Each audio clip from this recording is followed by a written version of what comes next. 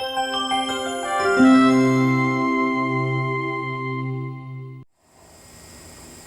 with this tool house tip, I actually wanted to do a set of tips pertaining to house building. So I'll call this my homestead house building tips. Now, some of you may know when we built this house 15 years ago, I was not into homesteading, no animals, nothing. Just wanted to live out in the middle of nowhere because I didn't like people. That changed. I still like living out in the middle of nowhere, but I like people now. Big progress for me. So we built this house 15 years ago, and it's a nice house. I don't want you to think I'm ungrateful for what I have, because I am blessed to have a house, obviously. But if I could do it all over, I joke that sometimes if I could sell the house and have somebody actually pick it up and take it with them, then I could start doing something new. Things that were important to me back in my 20s when I built the house aren't important to me anymore.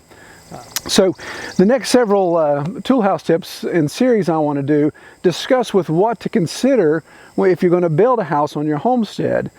It'll kind of be a what not to do, because I can show you by example with what our setup is and how it's not very conducive for homesteading, off-grid living, those type of things.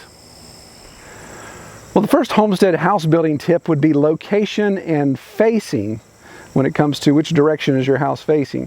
Now, our location, we actually had this excavated. The old farmhouse used to sit down in the valley in the wintertime, didn't get a lot of sun. The mountains block the sun. In fact, in the wintertime, it didn't get any sun down in the valley.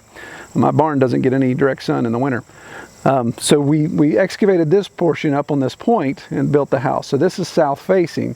So this gets a lot of sun. You know, obviously it's nice for growing things and having passive solar in the wintertime with all the windows there. Summertime's a different story, and we'll get into that in our next tip. But being able to pick the location of your house and the direction it faces is very, very important. So be sure to take that in consideration when you build.